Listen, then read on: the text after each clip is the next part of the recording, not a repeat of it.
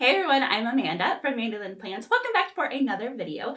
Today I am starting a little mini series called the A5 Planner Showdown. We're going to be comparing Hobonichi, Wonderland 222, and Common Planners, the A5s for all of those brands. Today is going to be part one of the four-part series.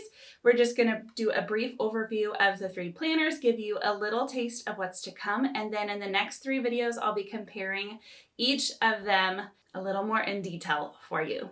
So here I have my little stacks of planners. You can see that I have the most Hobonichi versions, and there's also several Wonderland 222 options, and then I only have one common planner, but there are some options too that I want to talk through.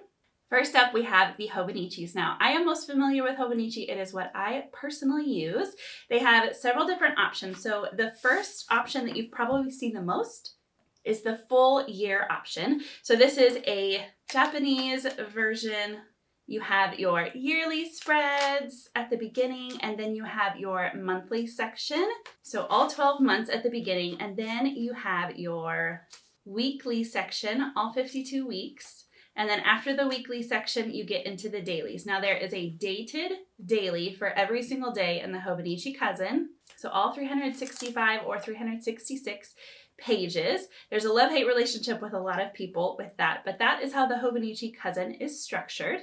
2024 was the first year that they came out with the full year Han version, and this is just hardcover. It's very beautiful. There's several different design options. Of course, the florals were my favorite. So it's set up the exact same way inside. This is actually the English version, so there's a little bit more English and a little less Japanese, but the parts and how it's structured are all exactly the same. If you are like me, you love to use stickers in your planner, and carrying around a full year is already heavy enough, let alone whenever you add the bulk from stickers. So if you are like me, you might prefer the Hobonichi Cousin Avec. This is a 2-book system, so you have January to June, and you also have July to December. The layout inside is exactly the same, so you have your yearly pages, then your monthlies, weeklies, and then those daily pages in the back. If all of that is still too much for you, maybe the day free is your go-to for the Hobonichi lineup. This planner is great for bullet journaling. It has the same yearly and monthly spreads. So at the beginning here, there's some yearly spreads. Then we have the whole year's worth of monthly spreads. And then in the back, you have blank pages. So they're kind of undated daily pages. It's not enough for the whole year. It is 171 pages, and they are numbered, so that's really nice. If you are bullet journaling, you can make an index so that you can keep track of your pages. This thickness is about the same as one of the Avec books, so it's very thin compared to the Hobonichi Cousin.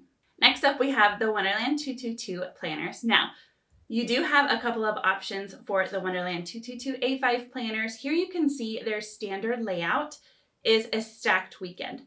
Up until 2024, this is the only weekly layout that they offered.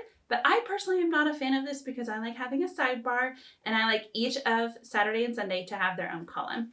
Well, enter the Wonderland 222 A5 Unstacked.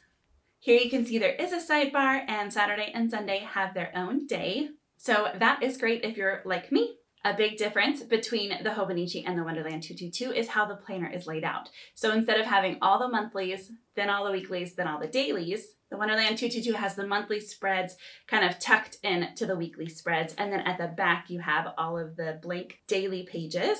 If you like the Wonderland 222 A5 Unstacked, you also have an option to get an all-in-one. So this is sort of a direct competitor to the Hobonichi Cousin full book. Here you can see the difference in the spine thickness. So this is the all-in-one, and this is the normal. The normal has 90 undated pages at the back, and the all-in-one has 376. They also have an additional notebook that is just these timed pages in the back if you want to have a 2-book system where you have the planner and then you have a notebook instead of having it all in one planner. Last up today, we have the Common Planner, and I'm sorry, but I personally only have the A5 Compact, and I'll explain the difference real fast. Sterling Ink also does have a full year book, similar to the Wonderland 222 All-in-One or the Hobonichi Cousin, where you have enough daily pages in the back for the whole entire year, all 12 months of monthlies, all 12 months of weeklies, It also has an avec system similar to the Hobonichi Cousin where it's a 2-book system, or you can get the compact,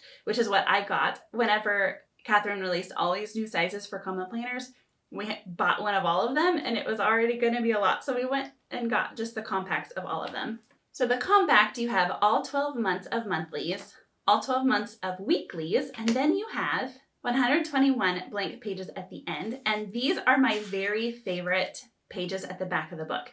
There's no writing except for page numbers. So there's no Japanese quotes like the Hobonichi Cousin. It's not dated like the Hobonichi Cousin. There's not a pre-printed timeline like the Wonderland 222. They're just blank, and I love that so much.